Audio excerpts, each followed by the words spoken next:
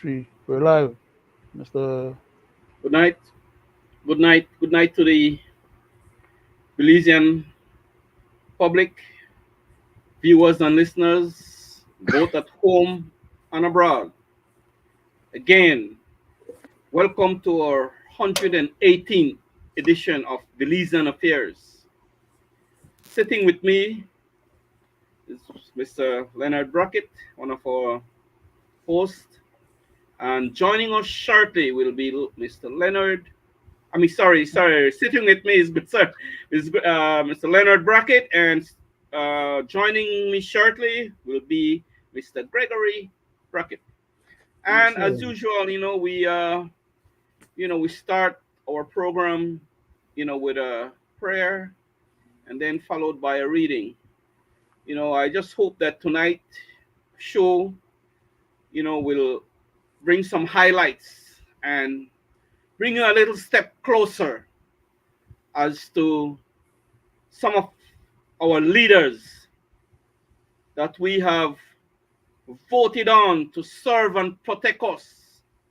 And we'll hear from them during the course of the show that, from their own mouth again, like we always say, the lies, and it's a repetitious cycle, right? As we know that, election is gone, you know, um, they come with the same shenanigans, right? They win again. So now they could care less about us, right? And they're queuing up now for the next election, right? But anyway, we will talk more about the ills in our country shortly. But now we'll go to Mr. Leonard Brackett for reading. Sorry, a prayer. Okay. Lord hearts, uh, divine loving Father, we come before thy presence once more, asking that thou would hear our petitions on behalf of ourselves, our family members and friends, and on behalf of our country of Belize, its people and its leadership, as well as this country of the United States, its people and leadership, and the rest of humanity, loving Father. We pray that thou mayest grant mercies unto us, as well as those people who are in harm's way, who are being hurt sometimes for no justifiable reason, and in other cases because of natural disasters, as well as man made disasters. Please continue to be merciful unto us. We pray that thou mayest bless our program. Help us that we may speak truth to power if necessary, and that somehow or another our leaders would take heed, be magnanimous, and take caution and do the right thing on behalf of our people. To nurse our hearts, our desires, even our most secret thoughts, loving Father. Please continue to abide with us now and always, for we ask these mercies in Jesus' name. Amen. Amen. Um, you want to proceed with a reading there, Leonard, please. Yes, sir, I will. Today reading I'll take from Proverbs chapter 7, starting at verse 1, reads as follows: My son, keep my words and lay up my commandments with thee. Keep my commandments and live, and my laws as the apple of thine eye. Bind them upon thy fingers, write them upon the table of thine heart. Say unto wisdom, Thou art my sister, and call understanding thy kinsman, that they may keep thee from the strange woman, from the stranger which fluttereth with her words. For at the window of my house I looked through my casement, and beheld among the simple, the simple ones I discerned among The youth, a young man, void of understanding. And that's the reading for tonight. Thank you. You're Thank welcome, you, Mr. Chairman. Leonard.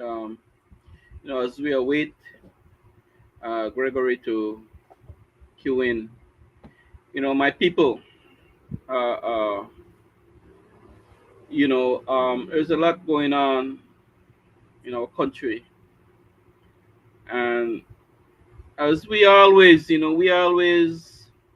speak on issues that are directly affecting our people, right? But for some reason,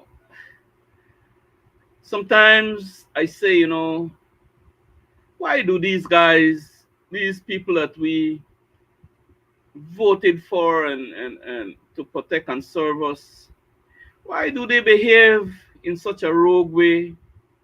Why they behave after being elected in such an envious way, such a devious way, such a conniving way, such a lying way to our people?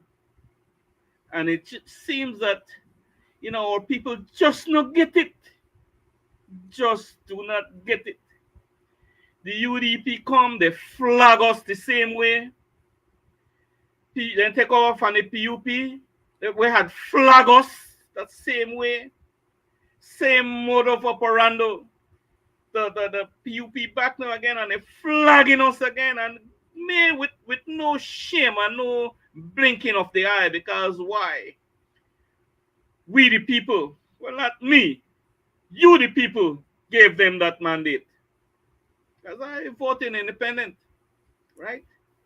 So you the people gave them that mandate to act that way, to behave in that manner,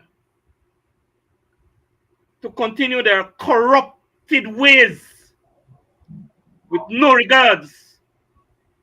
And again, like I said that, we were awaiting Mr. Gregory Brackett to join us, and there he is. Welcome, my brother. Glad to see you. Welcome aboard. You Good have the night, floor. Mr. Good night. Chairman, Good night, and Greg. good night, my good cousin.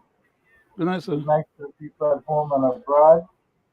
Thank you for tuning in to this 118 episode of Belizean Affair. Back to you, Mr. Chairman.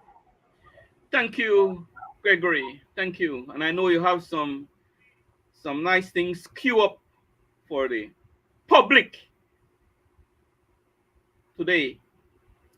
You know, we talk about, the disrespectfulness of our peace officers. You had peace officers, right? We see it play out time and time again. And who do they, act in such a way, malicious way to? We want brothers, they want people, right? The Who, government's repeated mantra is how broke they are, right? How broke. they just come to make a report at the station, and they beat down, and some of them don't leave the station, they get arrested for just coming to make a report or trying to get some information. Mm-hmm. They get arrested and charged. Just they happen now, But who want to address this issue? Well, we here on the Belizean Affair Show, we talk about these things because it's not right. It's not right for them to do what they do. And sometimes the words that they say to a taxpayer, right? Fighting words, words that, not kosher at all. Words that they shouldn't be saying to a civilian that especially had done them no wrong, done them no harm. But we see the viciousness, right?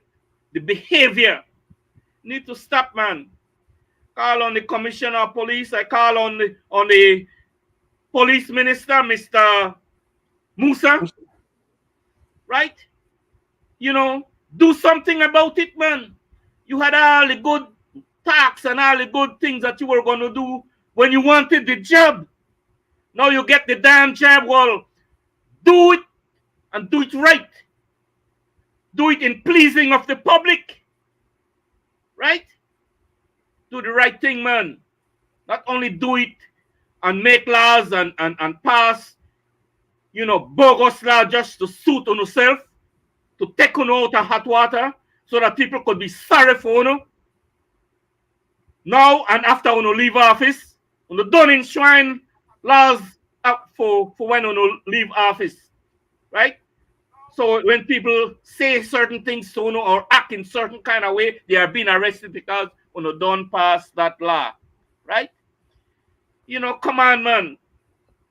You know, so the disrespectfulness of the police officer need to stop. Election just gone.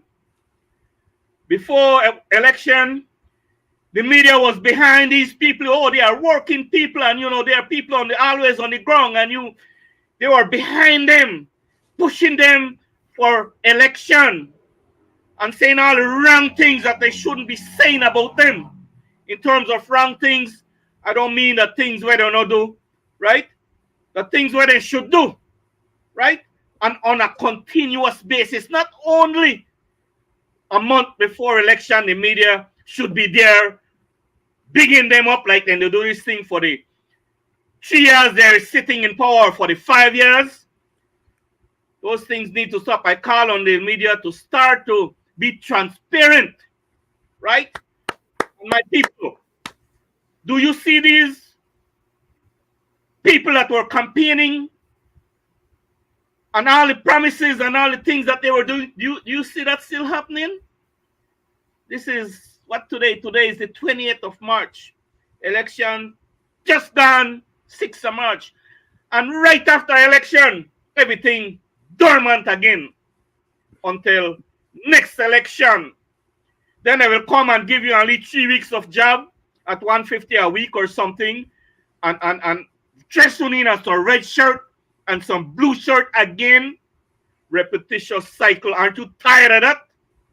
Don't you think that you deserve better than that? Take a stand. See these people for who they are. And I'm pretty sure that you could do otherwise. And here's the thing, you know, they say, well, who else will you vote for? How do you know that the other people that are putting up their names aren't going to do better than these crooks that we have here? How do you know that? If you don't give them that chance. Well, you already know what the hell the PUP is going to do to you. You already know what the UDP is going to do to you. You already know that because it's a repetitious cycle, right? But seems that you don't like it. And I blame all of you for what's going on in this country right now. And for those that didn't voted, you know, blame them too. Blame them too. Exactly. Right? Because they could have stepped up negligence and put their vote where their frustration is. Right? But no. Repetitious cycle. And like I say, these people, you get what you voted for. Sad reality. And for my brothers, the stevedores, I blame you for what this PUP government and the past UDP government had done to you. Right? And now you see what you have to do, settle for a measly little 2 cents. When you shouldn't have to do that. Right? So, I say this to say, now, my people, you know, is life any better now after the election? The gas price gone down, the price of food gone down. Your government acting any better? Do you have better jobs like what your prime minister says that he had produced? Do you have it? You got better healthcare system. They get it because they're saying, they they get good healthcare system. That's what they're saying. They get free education comes from their own very mouth. Let them show itemize where they give free, right? Let them do it. Are you getting better treatment from any of your government agencies, namely the Lands Department, the Immigration Department? To get any better treatment? But you see what he did when he took the whole country government agency to his Orangewa constituency to facilitate him, right? For that election. Take note, who want to talk about these things? Who gripe about these things and then go behind we can rail up and no, not for do that, man. Not for do that. You need to stop that, right? Is life any better? And do you still have any money left from the selling of your votes? Because I can't tell me not sell on the votes.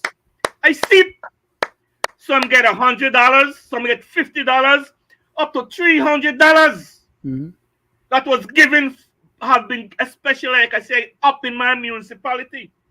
So sue me up to $300, right? Have been paid for your votes. Do you have any money left from that $300? Are you getting the promise that they made to you? Please, I ask you, are you getting it? You deserve better now. Check on yourself. And don't forget, you always get what you pay for.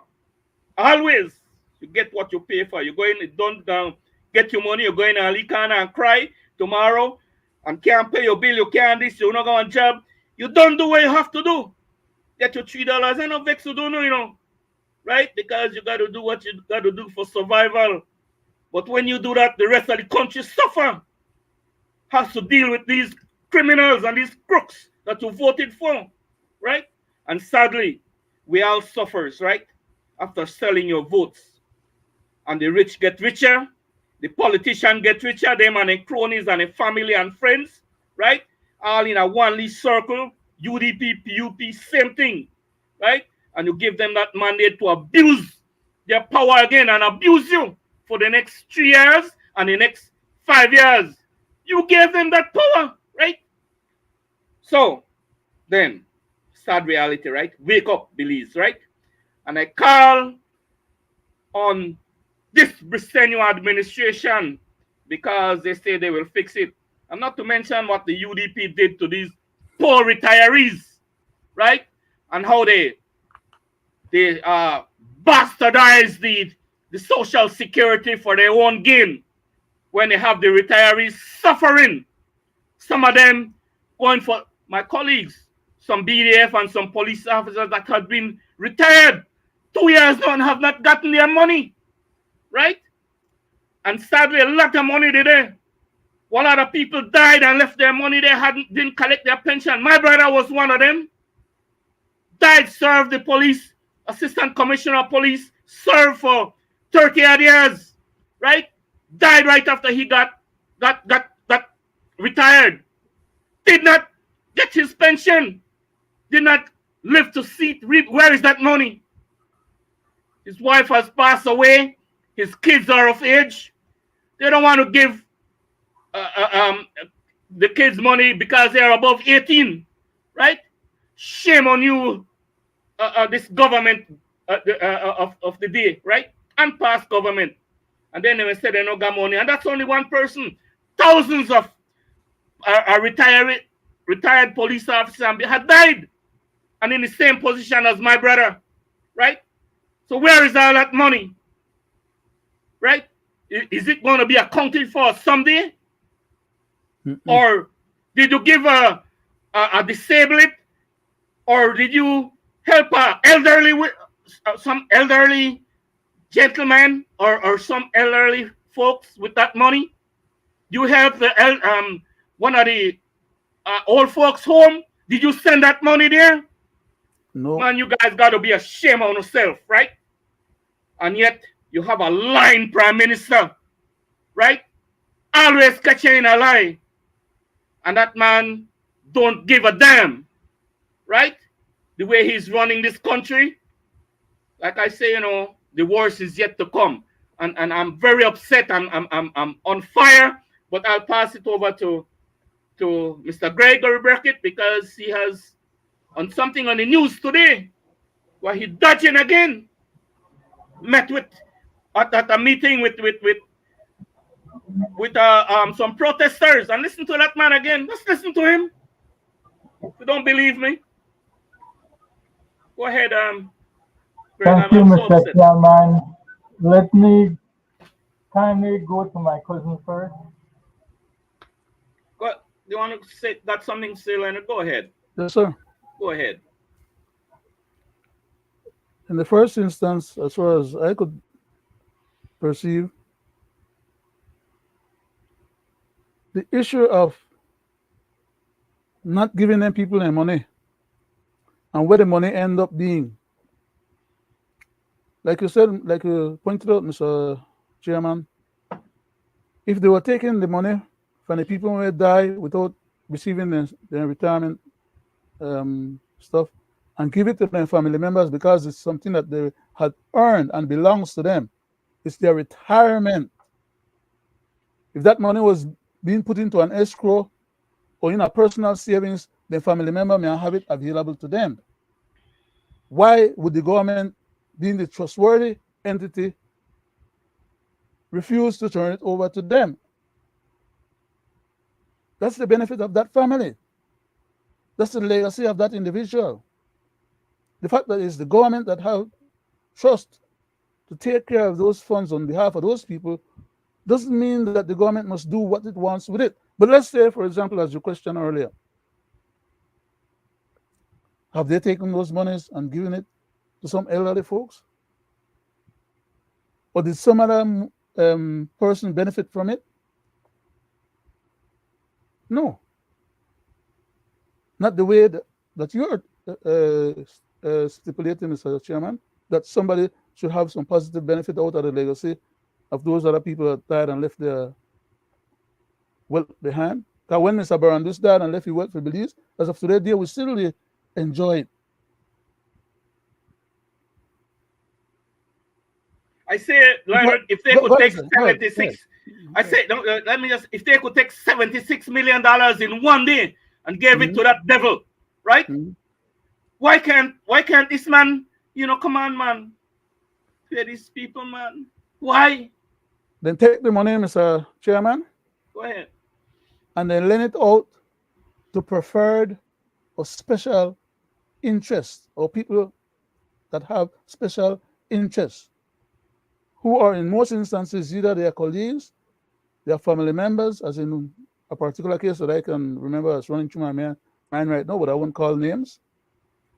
And as regards to how they want to manage the people's money.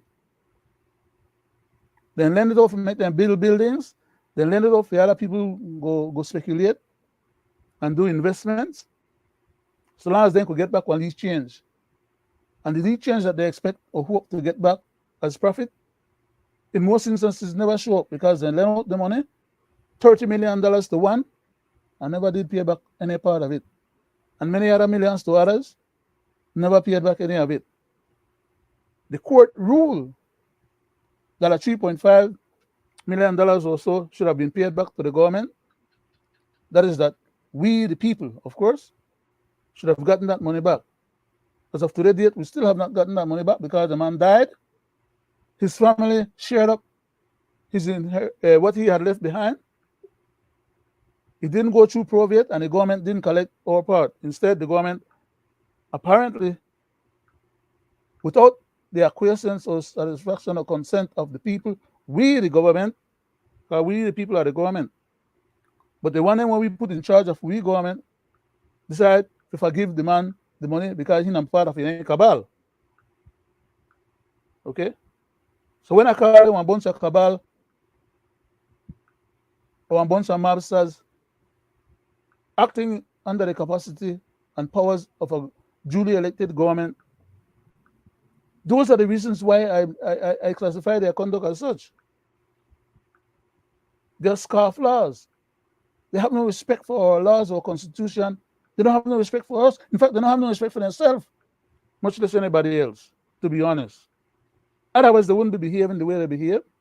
If they respected themselves, they wouldn't put themselves in a situation where their actions and their behavior is so dastardly to the point of being offensive and so stink that people refuse to countenance their behavior without at least complaining to them about it. Of course, our complaints to them no amount to nothing because a rascal is a rascal. If he stink, you don't care that he stink. He's satisfied with be stink and do what he want to do and be happy about what he's doing. The unfortunate part is that we, the general public, then they rob from, that we then they hurt, that we money then they mismanage, and that we can't get the benefits out of them money that should have been available for us to make use of to govern our country. When they give 300 and add $400 million to Mr. Ashcroft, that money is not then available to run the government and pay the government wage bill and pay them people who are retired and pay the social security to them and pay all these other things that government should have funds to be able to pay. Despite the fact that then they rip us off with high gas prices and other high prices for passport and other government services. Then they are talking stupidness about, oh, they are promised to give school, they are give the school teachers their money, the new teachers they want to get hired, and they have got good salaries. What about the existing teachers them were done hire already? Whose salary has been docked 10%? Did they give them back that 10% yet? But they make new promises as far as the Minister of Education is concerned in the House most recently at that, on his speech on the budget, claiming that they have extra money now that they're going to hire new teachers and pay them well. 100% of their salary. Are those new teachers going to be preferred to the teachers that we now have on staff, who has not received the 10% return back yet? They need 10% that was withheld from them. Even if they don't get the money, give the people them one piece of land will worth their money then. The Minister of Lands talk creations about the PUP, the current PUP government gave out 20,000 lots and they're about to give out another 10,000. Can he or would he be honest enough to make the stipulation in the House that what percentage of those 20,000 that was already given out and the other 10,000 that is planned to be given out has been given to Southside Belizean Creole people, as compared to the people who are getting Social Security and special papers facilitate documentations for them, even though they know that the Constitution tells them not to do that. But then there are the people who go and sit down on the land, and then there are the people who get the lands then too. You check the records. How much of that 20,000 lots have they enabled the Black Creole people them on South Side so that they could have, like what the same Minister of Land said, some benefits from the country? Enable them to acquire and have some kind of assets. He's talking about people all abroad, all over the world, who are living off of less than $4 a day, and people who don't get nothing. But Belize government, they give out lands to other people that are not even Belizeans, but they can't get one Belizean any. And the man think that that's funny. When they tell me that, and we understand that to be the case, they feel like they are being funny. They feel like it's a clown show in a full House of Assembly at that.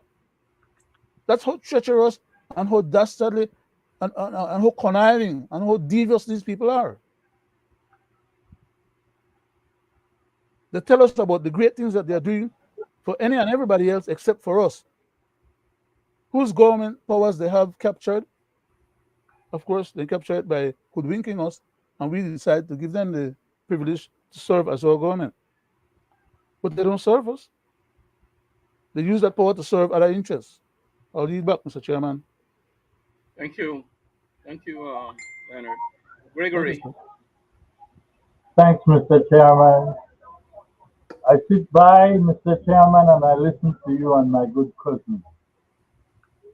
And specifically to what my cousin was saying just now about what is happening in the house. But I will say this to you. We, the Belizean people, are the one who is taken away from our own democracy, especially when we have political parties that are not united enough to keep the check and balance with the party in power.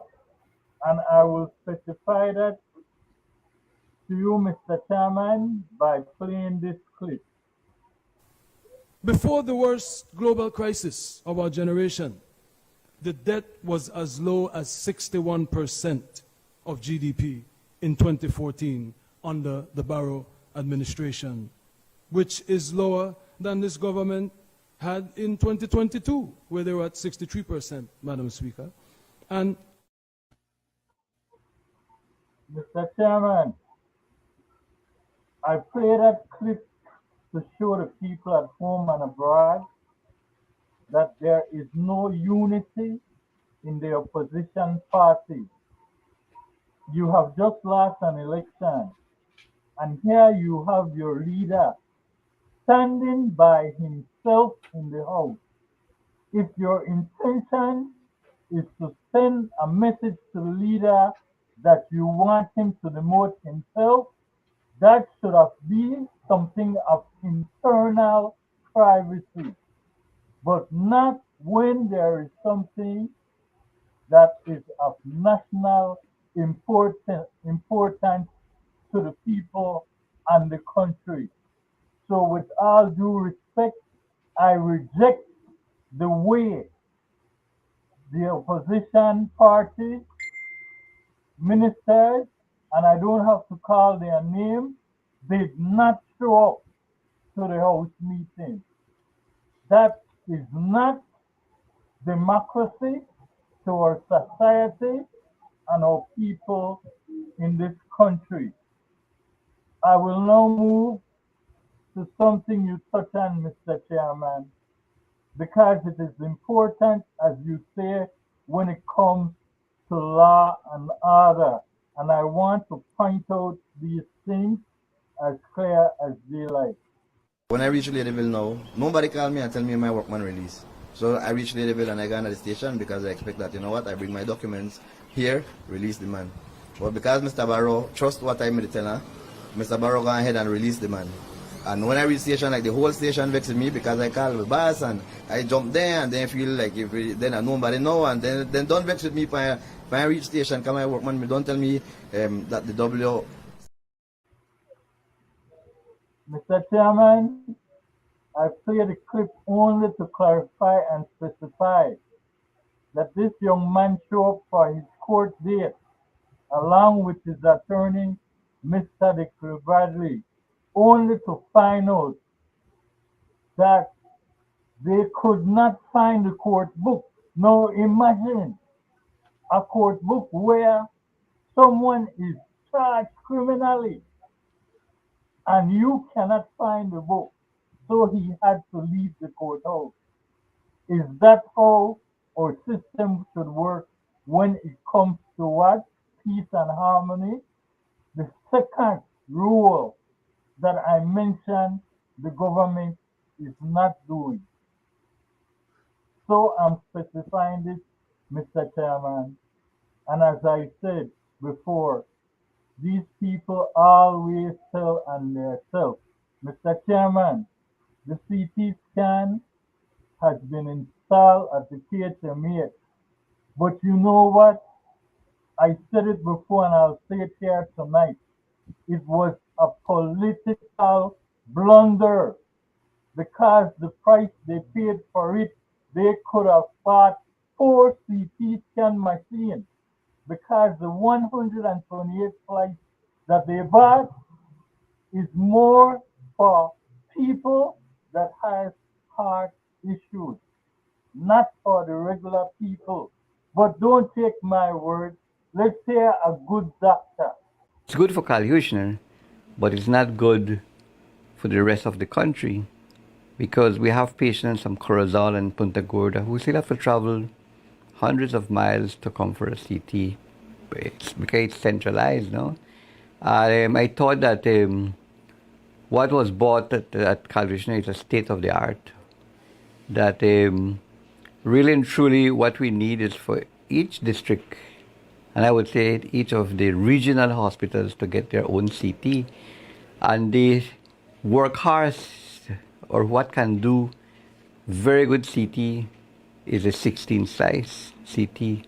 And I thought that, instead of buying a state of the art, instead of buying your latest iPhone, that you buy something more basic that can be used countrywide. You can get 4 of those for the price of one. But we still need to think of having a CT for the district hospitals.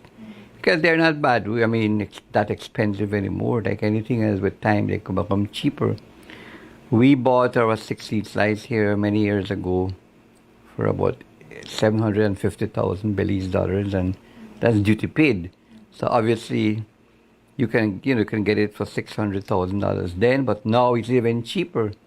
So if you buy 4 of them, you're talking about $2.4 million. What is the difference between having a 128 slice compared to a 16 slice? Right. What happened is that the slices is really how much detectors it has in the console and the speed at which it moves. No?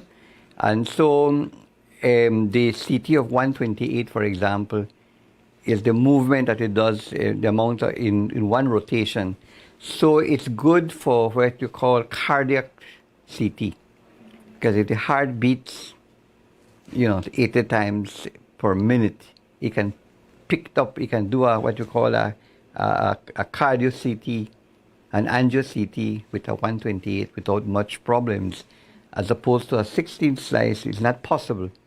With a 64 slice, it's possible, but you have to slow down the heart. So it's good for cardiac studies, but the majority of the CTs, in fact, are actually general CTs. And so, yes, we are buying something that's very good for cardiology. I think Dr. Adrian Coy is going to be very happy. But the workload in a hospital, 90% is other things, the trauma, the abdominal pain, and what have you. And it will most serve more people if you bought a basic CT that is just as good. It's a matter of priorities of the health planners. If you say a 60 slice is $500,000, right? One of those big utility Prados, they go for a $250,000. So you just have to not buy 2 of those and buy a CT. Yeah. It's a matter of priorities, where you want to put your money. Mr. Chairman, I turn it back to you at this time. I will say not more than that. Guys, for the past 2 years plus, we have been beating this, right? And since we have been beating this, they came up on 3 different occasions that about the type of CT scan and the money and all that, and they acquire money 3 different times. Now you listen to that good gentleman, that's a doctor, right? Like I say, I have worked in big hospitals, Cedar Sinai in Los Angeles, right? Mm-hmm. I have worked there.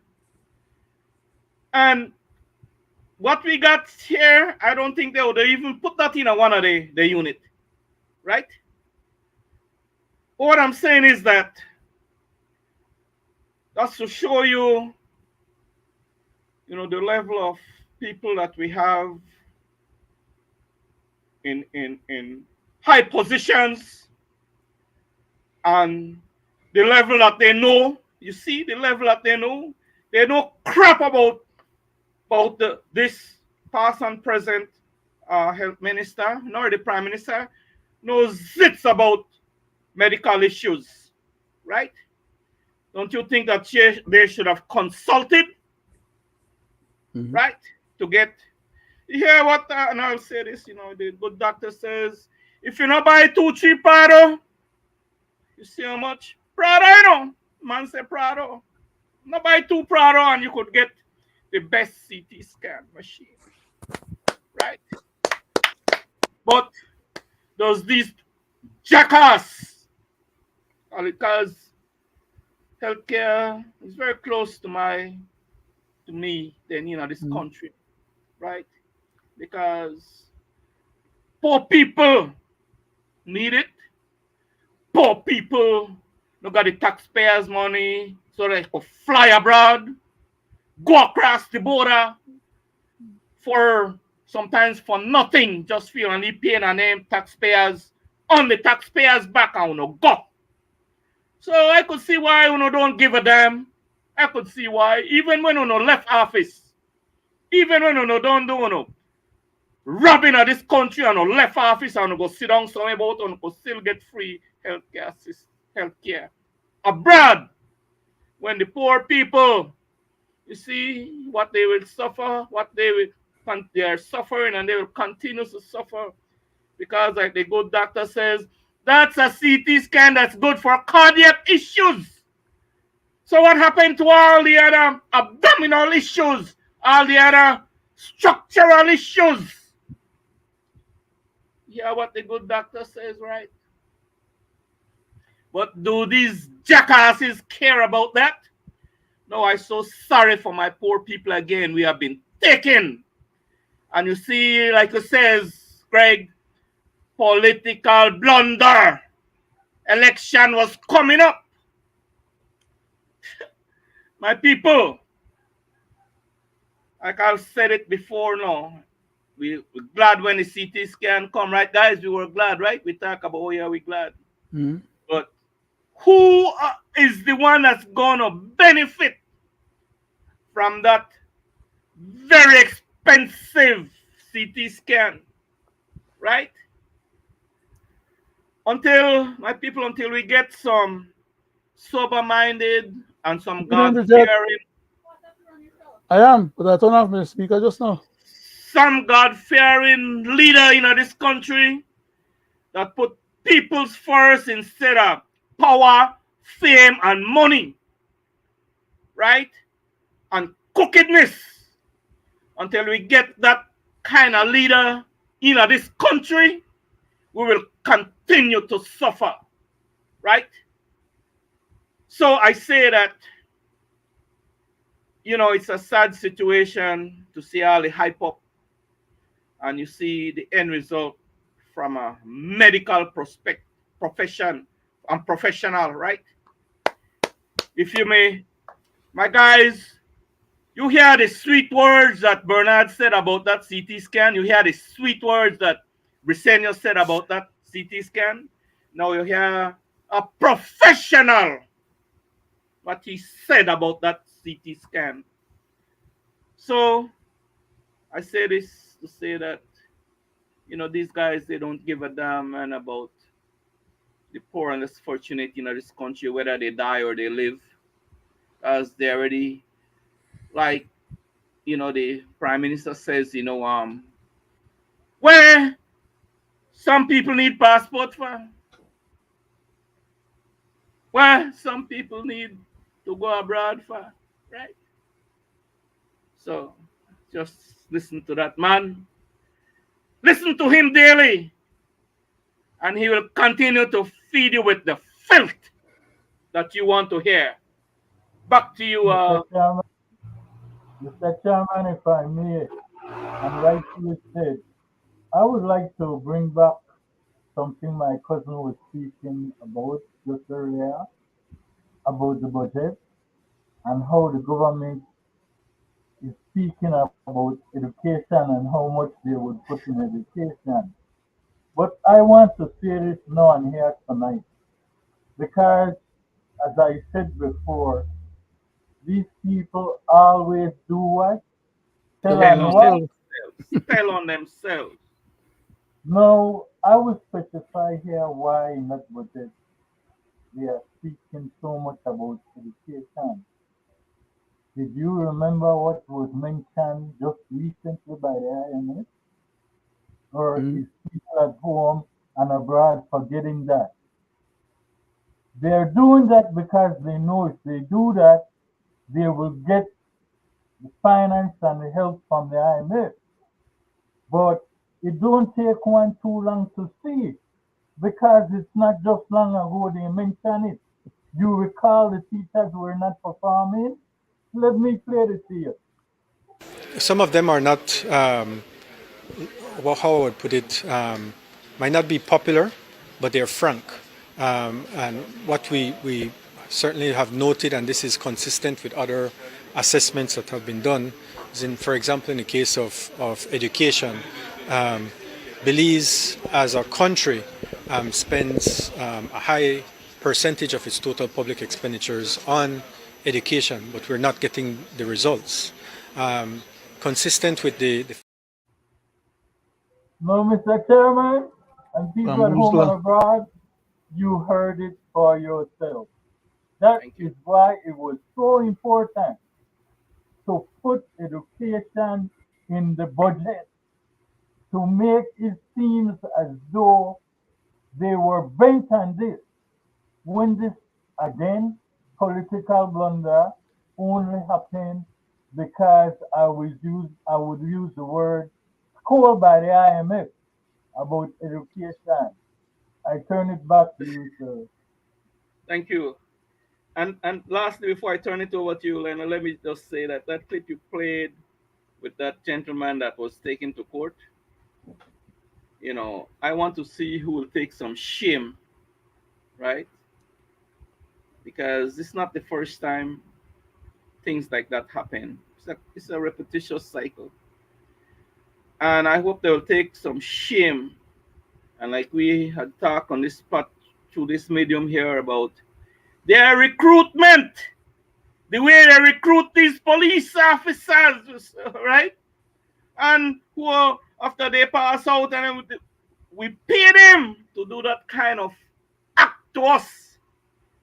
So that good gentleman paid for his attorney, was went through all kind of shenanigans and all kind of problems to go to court, only to find out, and it's not the first time, right? So what I, as the commissioner of police, would do to that police officer? Fire his or her ass, right? You don't deserve to be a police officer, a peace officer, acting in that kind of manner, right? And whosoever had that record disappear, because there are ways to find out how they couldn't find whatever they were looking for, right? Somebody has to take the blame.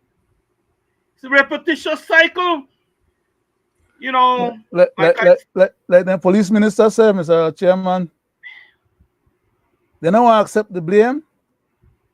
Well, they got to carry them in jail until they find until they prove their innocence, until because protest, the yes. crime got committed right there in the police station. It's Somebody sad know. day. Make them stop Sad over day the, in the country. when they go to jail, when all ain't go to jail for somebody else's crime, then they decide if they attack and stop And the criminal from committing the criminal before I action. pass it up for our listening public, that kind of situation happens all the time over this country, all the time. And who suffers? The individual that has been wrongfully accused, wrongfully charged. That person Spend has time to in a find an spend attorney, time. like I say again, and subject himself to appear to court, only to find out this kind of nastiness. Mhm. Back to you, Leonard. Uh, I think I said my little part on that just now, but I'll say one little last part and then I'll go into the other point that I wanted to address. And that is that this is where accountability and proper leadership comes to play. That is that when misfeasance happens under your leadership, you are accountable to making sure that those who commit those grievous crimes against our society suffer the consequence. Because had that young man been found guilty of something, he would have suffered some additional costs to those that he have already suffered. So why the hell should the police officers they get off scotch-free when they were the one committing the breach of the peace and a violation of their sworn oath to serve as peace officers and honorable members of the court? Because police officers are servants or officers of the court. Their words should be trustworthy. When a police officer goes to court and speaks, the judge more than normal, or in most instances, takes the weight of the word of a police officer who is believed would not put in jeopardy the standards of their professional career and their jobs at stake, and would stay and do the right thing, as compared to somebody who is trying to get off from maybe a crime that they are then being alleged to have occurred. So you cannot have police officers who are in dereliction of their duty and who are outrightly and wantonly committing crimes under the color of law while in uniform and on duty at that. I mean, what's so egregious the whole of this process is? Not only that, but she and tell the young man that the young man wasn't going to be able to allow to leave the station and be held overnight in a peace house. Who gonna pay back that young man for that personal experience? Who want pay for lawyer's expense? Who want pay for all the other inconveniences that he suffered? They should take that out, at least out of the salary of the police officers them. If they don't end up, they go to jail themselves. They committed a crime.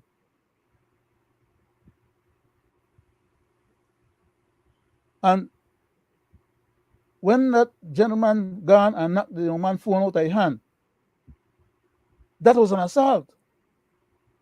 Then just modify the laws under how do you call it, Greg? Common assault. Common assault. Then just modify it so that they can be charged for a grievous crime and land in a jail for at least 3 years.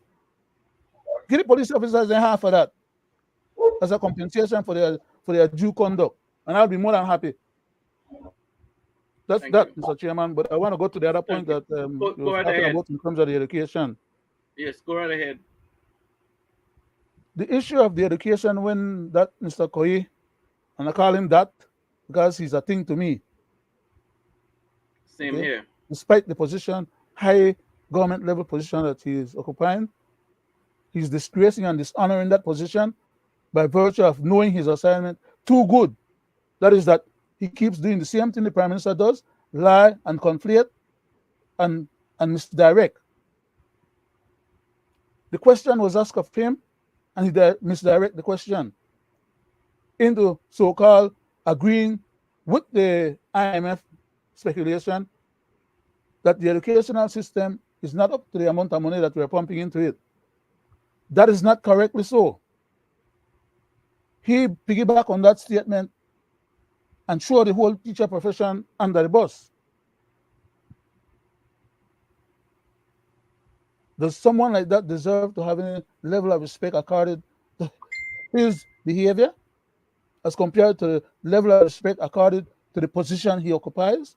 He cannot be taking that position and misusing it and abusing it and abusing the teachers then who were not there to defend themselves, while he's piggybacking on the IMF statement, misdirecting the IMF statement, because the IMF statement did not have a context in terms of the teachers to be blamed for the kids not having a higher degree of education. The kids then come from broken homes that can't afford to feed them adequately. The kids then stay up late at night to play a video game. The kids then spend time socializing on the internet. They're not doing homework. Well, I shouldn't say them, and including everybody else, because it's not all the kids that are falling into the same category. The bottom line is that too many of them are falling in that category. And they're getting no additional assistance in order to catch up or make up the extra work. The money that the government is spending on education is not enough.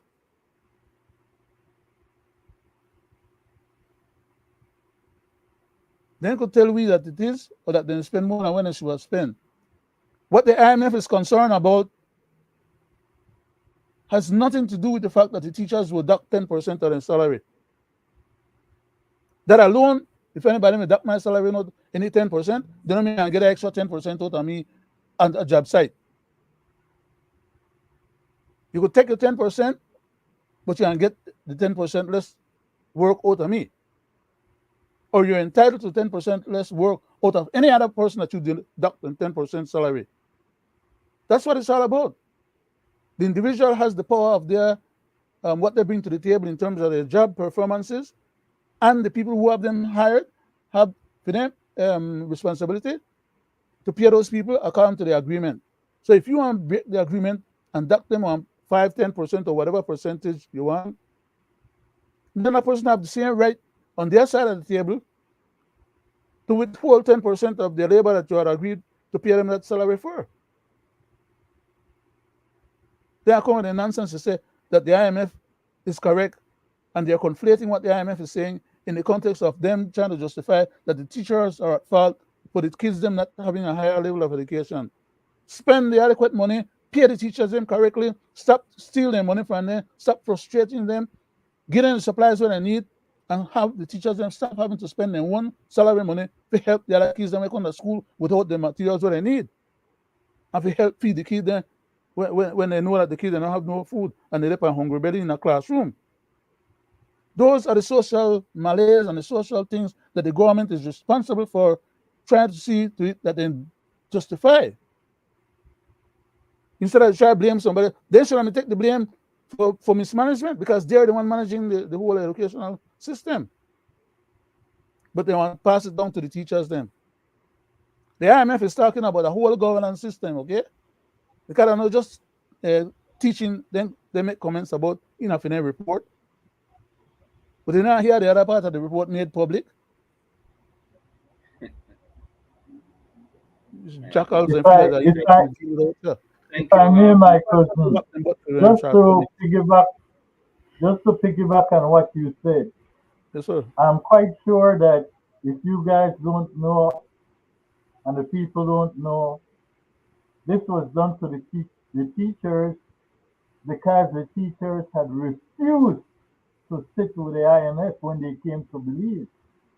That was because of the treatment they were getting from the government with their payment that they were supposed to get and all that stuff.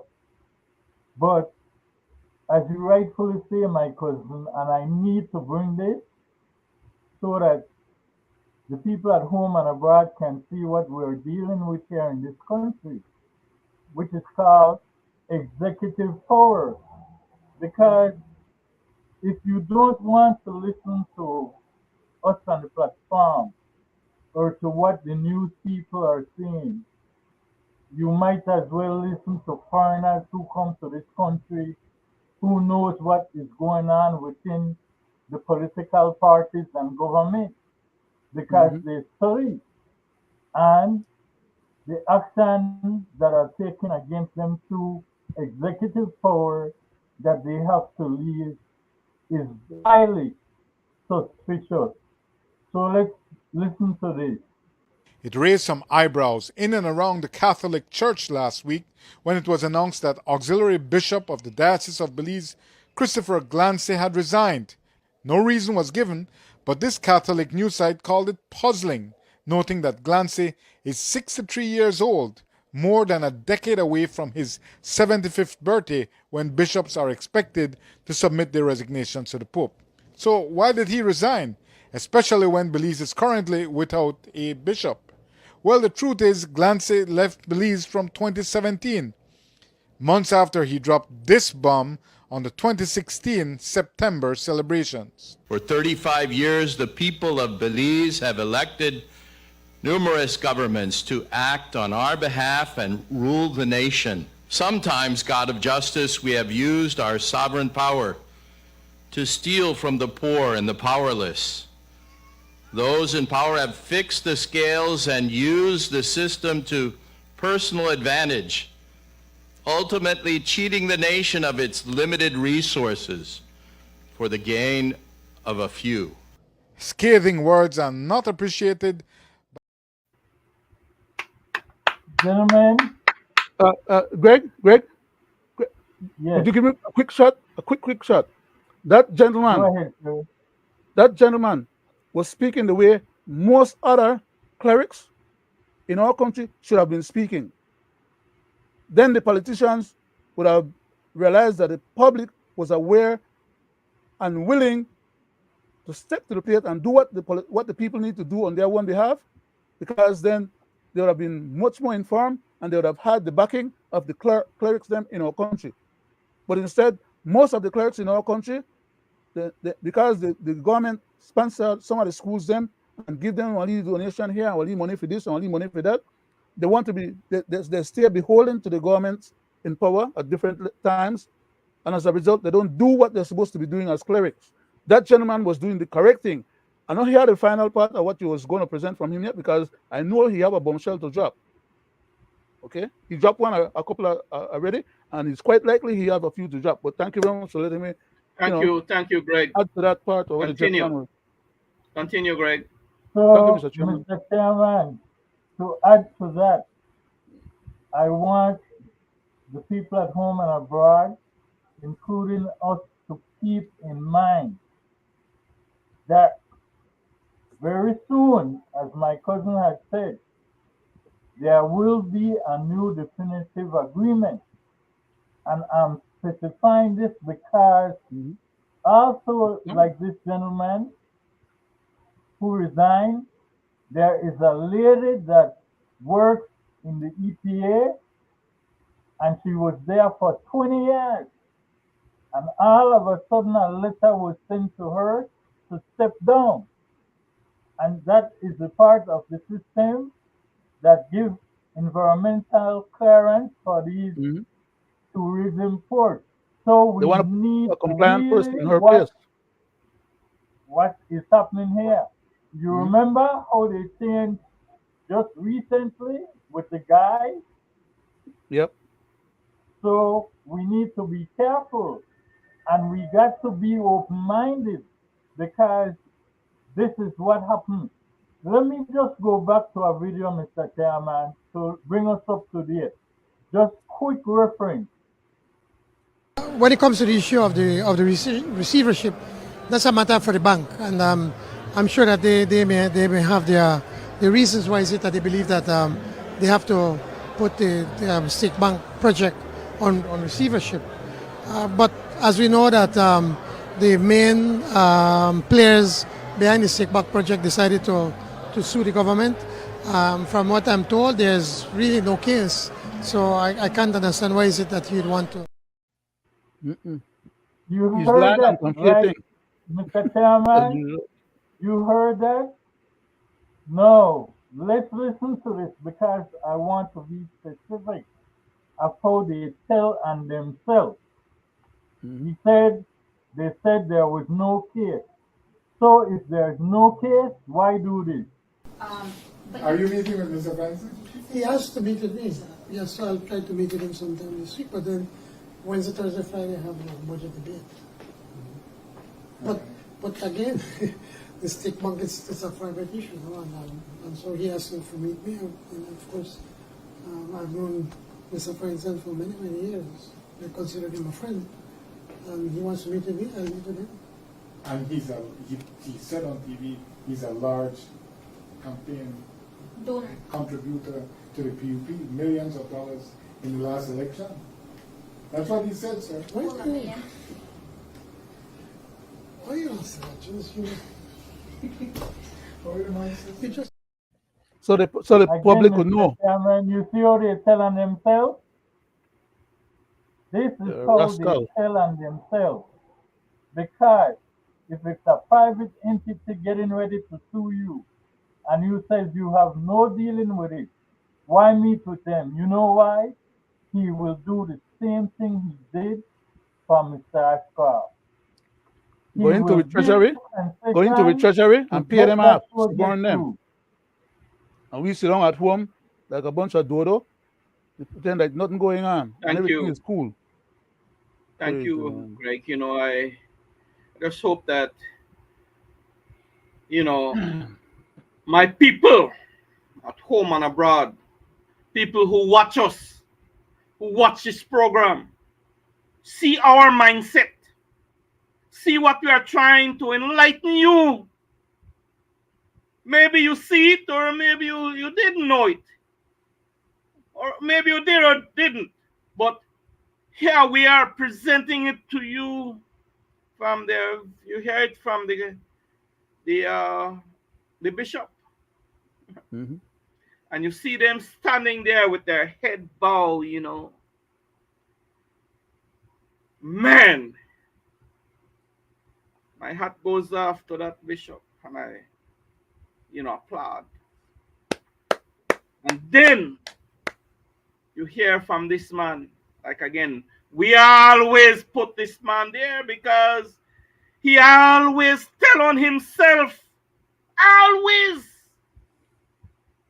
Well, can you tell some PUP cronies that? Hell no. You're a bad man. Mr. Wade, you should have shut your mouth. You should have said this thing about this man. Right? Because they're not true. Right? And I don't like you for that. You can't come to my office. You can't get this. You can't get that. Well, let me tell you, so I don't want nothing for you. Me no want to go to your office. So, I will continue, and we will continue to call these people out because they are doing harm to our people and nation. Right? Because you'll hear it from the bishop. Right? Greg, do you have that evening news with the protesters? Mr. Chairman, just to put support back in on what you are talking about, I have mentioned on this platform along with my cousin, political blunder when you seek in campaign financing from anywhere you can get it from, and then you have to pay back to these entities in other ways, concession, okay? Because I will play something that you was about, in fact, you spoke on it, only to find, and you will hear it here again, he is caught up. So let's run it. We are very upset with his comments or with his interview, his words that he used. Because if you can recall, in January 4th, when we were in the negotiations with BSI, where he was one of the main characters in the negotiation between us and BSI, he signed a document with us on which he committed himself. He committed his government that within 30 days after the signature of the 4th of January, that the Commission of Inquiry will be starting his work, or their work. And we have the document that he signed. So he is not knowledgeable to what he said. He knows very well. Now he comes out that proper consultation was not done. Consultation was done long before. Consultation was done from since July of last year. Even in the document it says that Cabinet has already approved for the Commission of Inquiry to do their work. Two associations chose to participate, which is Northern Association and the BSCFA, and Progressive and Producers and BSI chose not to participate. They were invited several times to participate in meetings discussing the terms of reference of the Commission of Inquiry. So consultations, invitations to participate was done. They chose not to participate. That was their choice. Now, there was another event that went further. During the negotiations for the commercial agreement, it came out that BSI is okay with the Commission of Inquiry, provided that they are given the opportunity to name two commissioners. How will he say that these entities were not consulted? And he is accepting himself that BSI has named two commissioners to form part of the commission group. This is absurd, the way he puts his statements. These are petty excuses. And I want to highlight this as well, that in disrespecting the Kin farmers, he disrespected a team that he authorized to work on this commission of inquiry terms of reference. He was the one that authorized this work to start from the beginning. And in his statements, he disrespected them that they didn't do the job that he told them to do.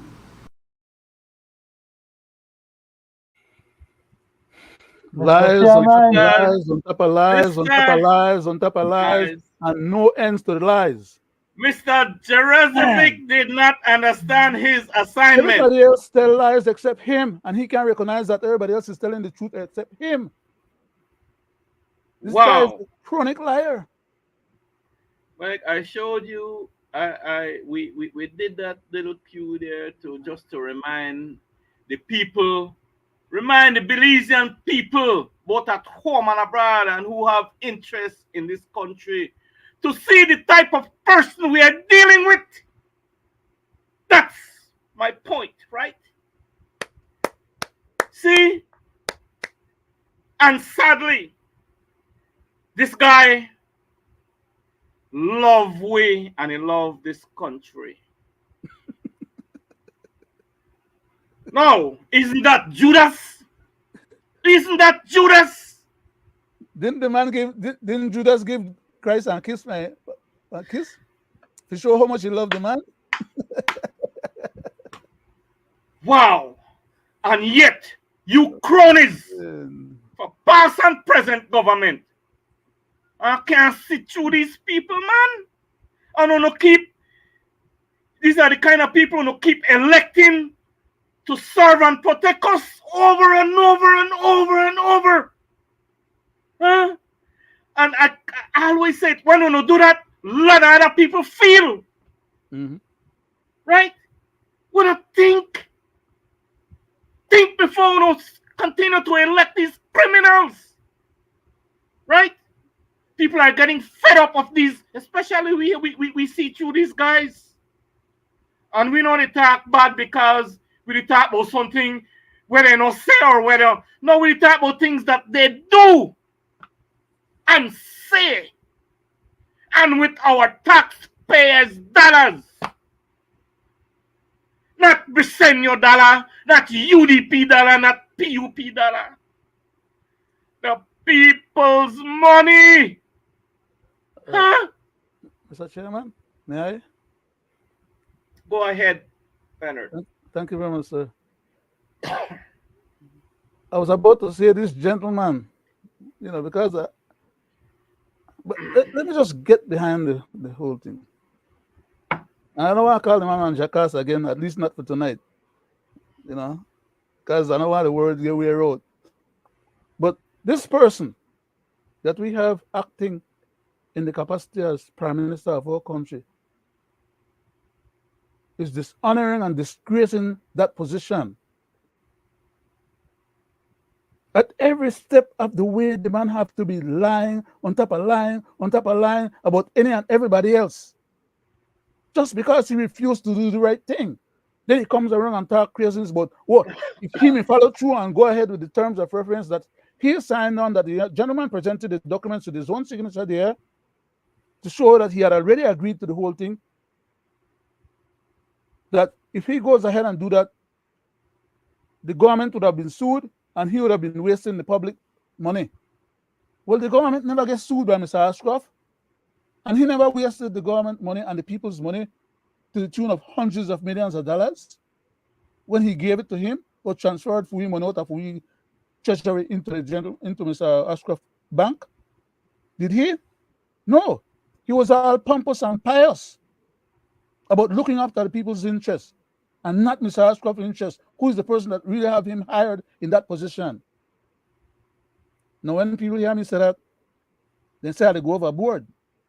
Look at the evidence and prove otherwise.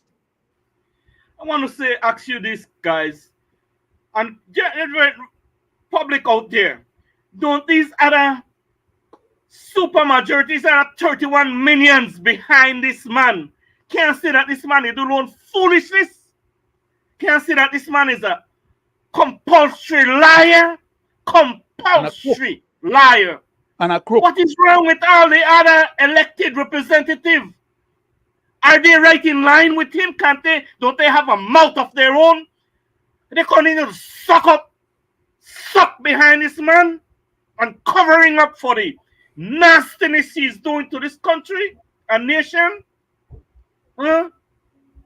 Don't they man enough have the balls enough and the guts enough to tell this man, listen, Mr. Prime Minister or party leader, you they tell lie, man.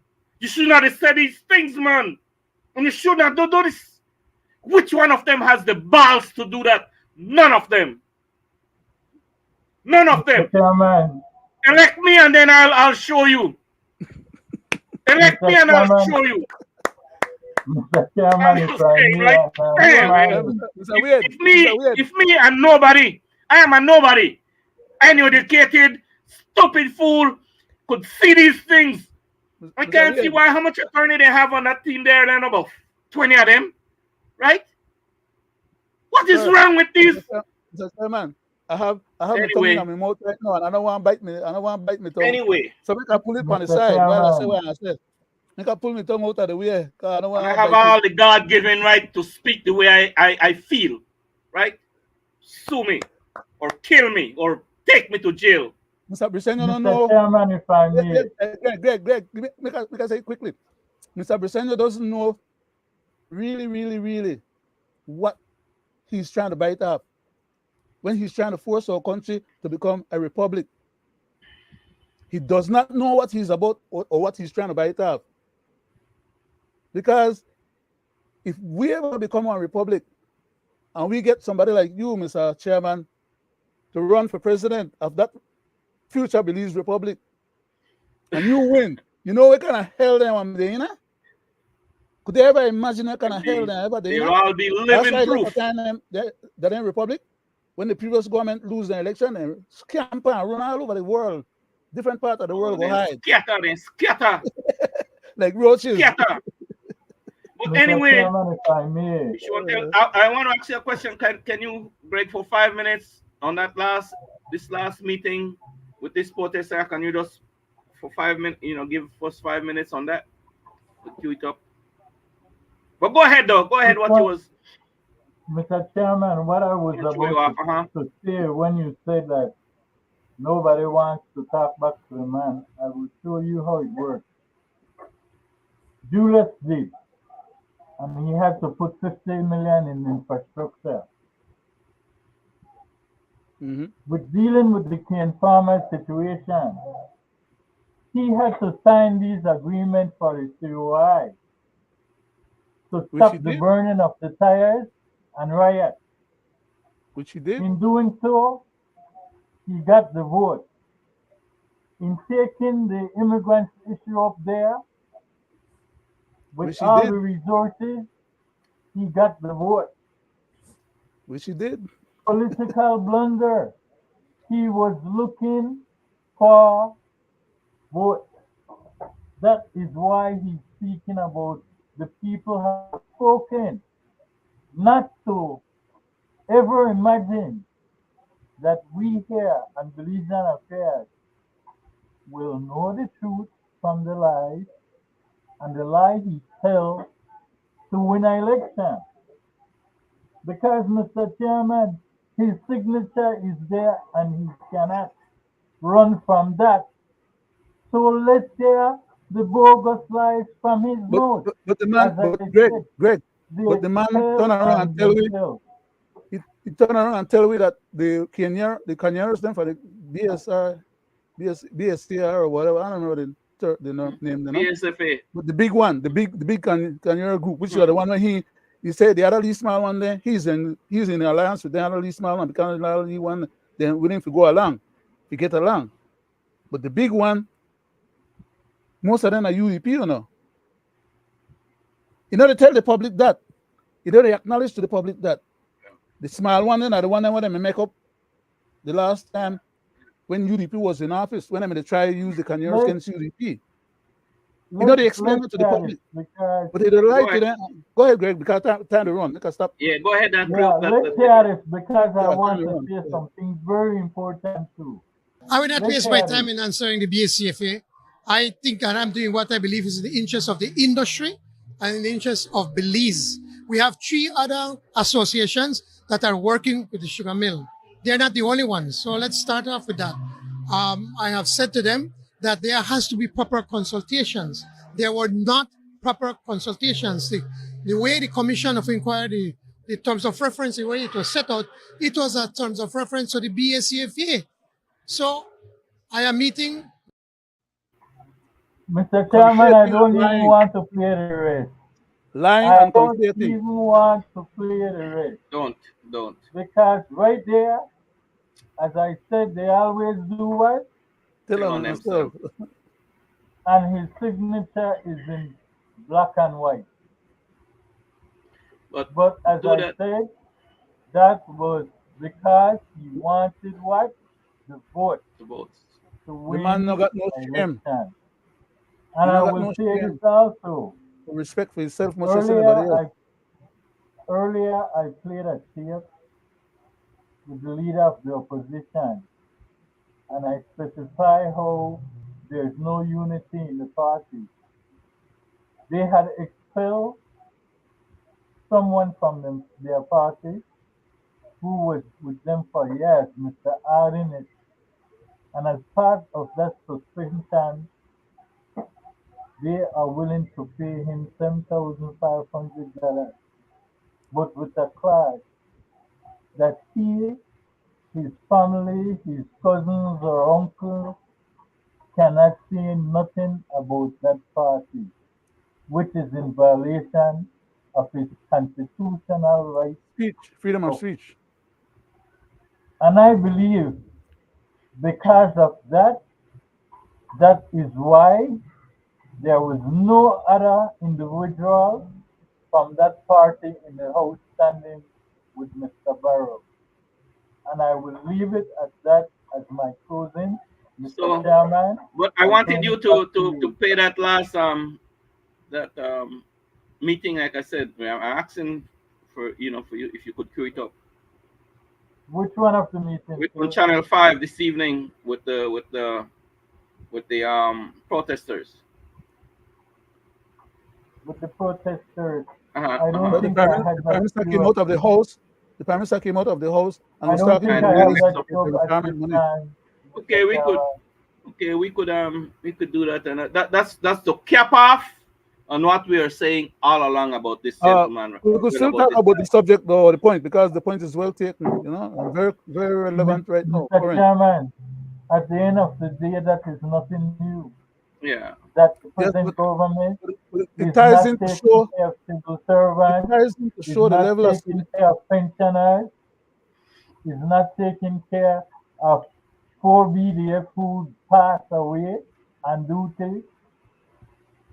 not It's, taking care it's of the the same stevedores, song. not taking care of the cañeros, you're not taking care of the indigenous No, Mayans issue that's left right now. It seems like everybody believes Your that that three part minutes is here for already, your but closing that's there, not Leonard. taken.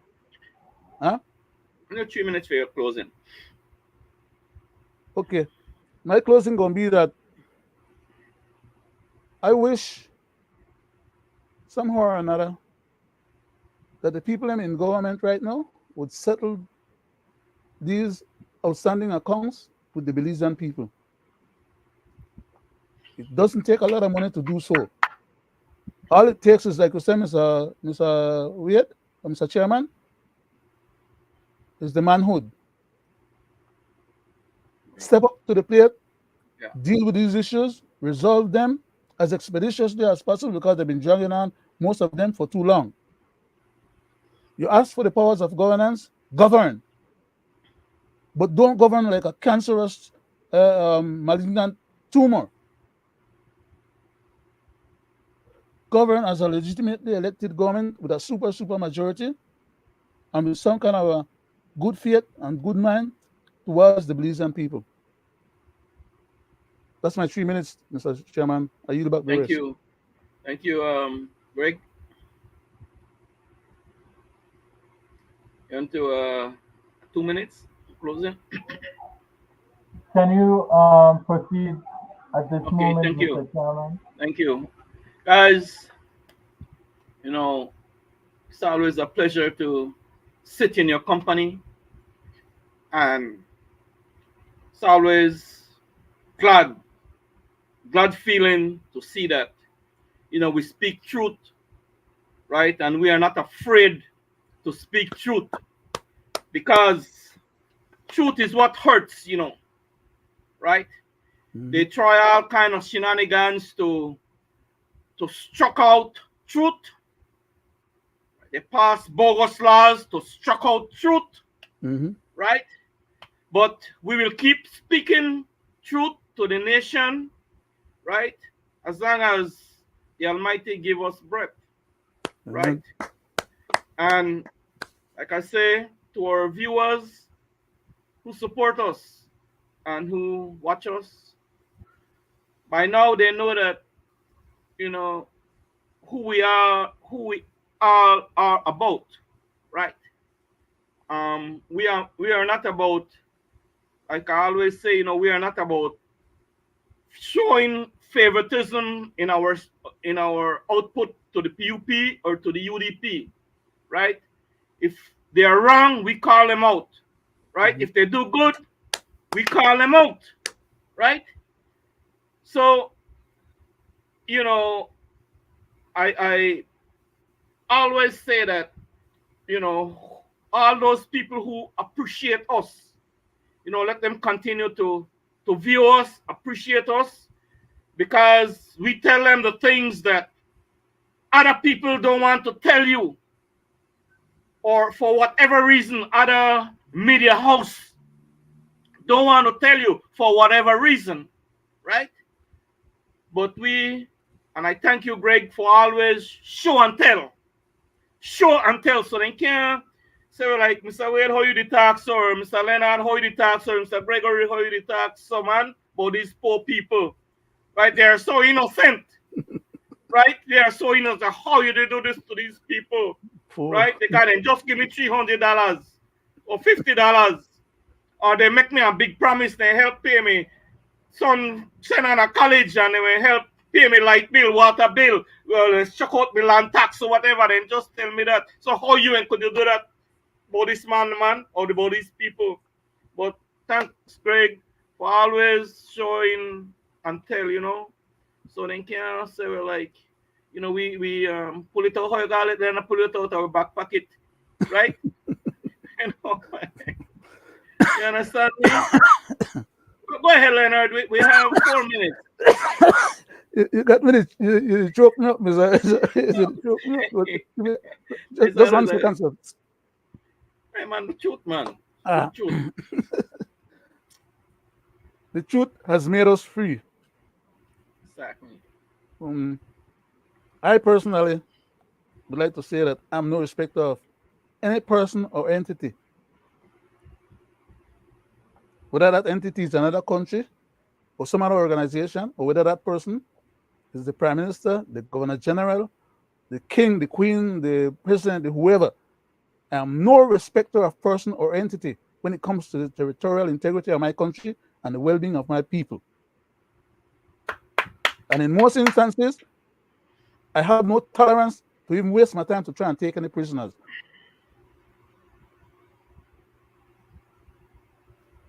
Personally, I resent the fact that I have to be talking about these things the way I have to talk about them in order to get a message across, exercise my God-given rights and prerogatives, to express my own opinion, ideas, and hold my own self accountable to being truthful, and hopefully not be found wanting when it comes to my own credibility. But at the end of the day, all I want is for these people to do the least of what they're capable of doing, and that is to do a little better than what they're currently doing. I know to try to stop them from raping and pillaging and greeding up themselves for their lands and stealing the money and giving the money away to Ashko for whatever. All of those things would be, as far as I'm concerned, almost insignificant, because in every country in this world, you have a bunch of scoundrels in a government. They are not all scoundrels, but any government you could put your finger upon, spin one globe, and touch a part of the globe, and if there's a country there instead of water, that government have one or two people in there where they do some kind of criminal conduct or misbehavior. So I don't have a problem with any kind of craziness there. What I have a problem with is that kind of craziness to the exclusion of what is right on behalf of the people. Do the damn people in business. That's what you sign up for. And if you do other thing on the side, it shouldn't be right. By the way, not get me wrong. It shouldn't be right for you to be doing wrong. But Thank you, Leonard. It can't be right for you to be doing wrong without doing some good.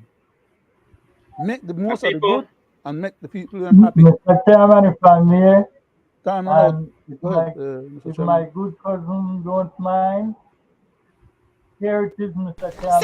$16.66 they're giving us, not enough. And the grocery bag project. The grocery bag, we not get paid in grocery bags. We not supposed to get paid in a grocery bag. We want with money. We not want no grocery bag. We want with money now. Protesters who stood in front of the National Assembly building this morning echoed the same cry. These are retired public officers who are beneficiaries of a $9 million trust fund established as compensation following a wage freeze between 1995 and 1997. The trust controls shares in Belize Telecommunications Limited and other secure investments. In 2023, Prime Minister Briceño committed to assisting these beneficiaries in dissolving the trust and dispersing the funds at their demand. But a year has passed with no results, a cause to protest for these retired public workers. I want to impress upon the Prime Minister that the government, the settler, they have authority to be able to reconstitute the Board of Trustees, leading towards, or have an interim board so that it will lead towards the solution of the trust. What we want to see is the trust to be dissolved, liquidate all the funds, and with the funds be able to pay the beneficiaries who are owed these funds for over 27 years. They've owed these funds, and so that's all we're asking for, nothing unreasonable. According to Enriquez, that is the promise Prime Minister John Briceño made last year and did not fulfill. Lisbeth Castillo, also a former public officer, held up a placard saying that they have been waiting for 3 decades to receive their benefits to no avail. Look at what the sign says. Almost 3 decades and still waiting. Really, really tough. Because those monies are ours. We should not have to be out here fighting for this money. We don't mind being out here to represent the other beneficiaries, but at least the government can come, and when they promise something, they ought to keep their side of the promise. We gave many years of good service to this country and the people of Belize, and we expect nothing better and nothing less in return. Prime Minister John Briceño left the National Assembly chamber where the budget debate was being held to meet and dialogue with protesters, flocked by as many as 6 security guards, like he did exactly 1 year ago. He informed the retired public officers that he supports their position. We support the winding down or shutting down of this trust. The problem we have right now that it is in the courts. So the people that are suing, if they could withdraw the case, then hold on, finish, please. If we not could, whosoever it is, if these people could withdraw the case, then we could wind it down. And at the same time, I believe then that we could do whatever investigation there may be to see if any monies were misspent. But right now, as much as we want to happen, I agree with especially someone who done Mr. Atta said, that's a long time, man. Right. Mr. Chairman, I will stop it there to say this. This Prime Minister is afraid of lawsuits. And you know why he's saying that? Because the people who are suing is going to get interest on their money. That is what he's afraid of. But not only that, he's specifying it's in the court, but they are still lending from it. That's why there's no intention to pay the people. The government is making money off of it. Telecommunication is included, funded from it. Go ahead, sir. Mr. Chairman, Go ahead, Leonard. Thank you, sir.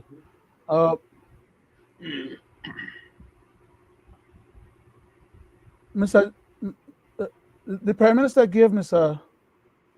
Ashcroft with his $76 million. one signature, $76 million. Yes, stroke of the pen. It wouldn't have taken $76 million to settle all these things with these people here right now, which is $9 million. The port, $5 million. With the stevedores, them, and a few other little knocks things.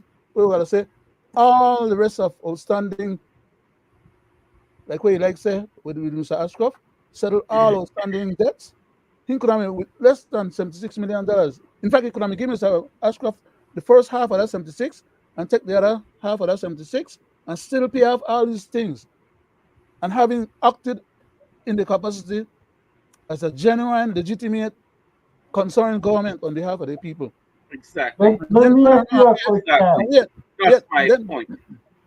And then he could have Let turned me around. ask you a question, my cousin. Make Is up the numbers. this set up like Social Security? Huh? So what happens to the funds from the people that are dying?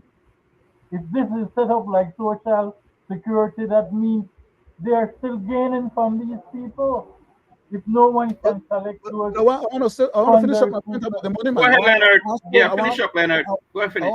I want people to get the physical visuals about how the money could have been spent, and all these things we wouldn't have to deal with right now after the fact. So many 3 decades after. Okay, let's say 3 decades passed. The man want to resolve the thing. He could have do it for last year before he pay out all the money. He could have he promised the people that he may resolve the thing for them. All what they talk about right now, the money. He need to try to put process in the way to justify why the money can't roll. Because he think the fool he talk to. But he could grab up the money, turn around and pay Mr. Ashcroft $76 million, and then turn around and give him another $90 million within a few days after that. And then turn around and give him another $25 to seal the deal. Exactly. Almost $200 million in a less than what? Less than 3 months. Within one short space of time. Yeah, less than 3 months. None of these issues. Not 3 decades. The 25, the $25 million where you get after you don't get on the 75, 76 and the 90, you get on the next 25 as the first down payment on the deal. You could have take that. Since you don't give Mr. Ashcroft the bigger part of the money, Mr. Ashcroft yet take that $25 million and pay them people that is $9 million and pay off the other $4 million, and he still me and got change. Besides that, no, the man and turn around and every year for now, instead of they get $13 million out of the port where Mr. Ashcroft may get, you want to get a $13 million now, plus you have to find another $12 million to put on top of that 13. I don't know where the hell you can get it from.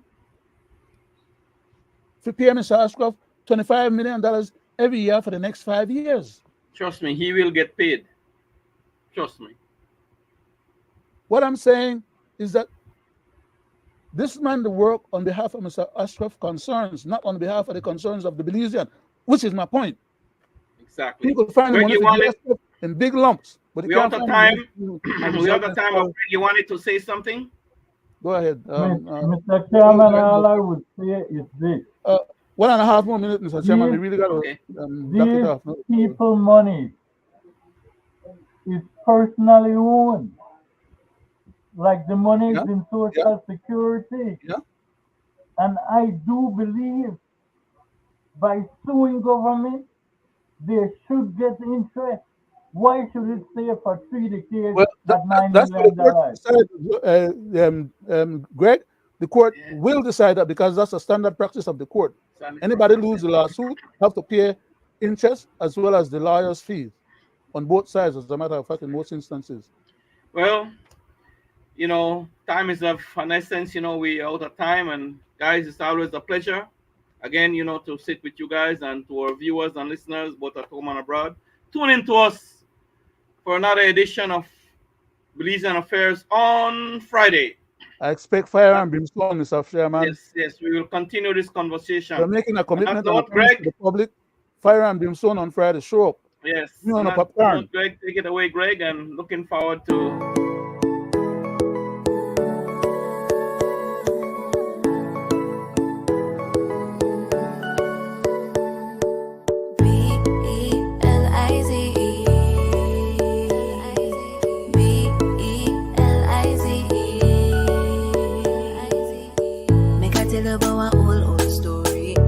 Ancestors, them get glory. After war and fight for this land, today I feel proud to be Belizean. And every time I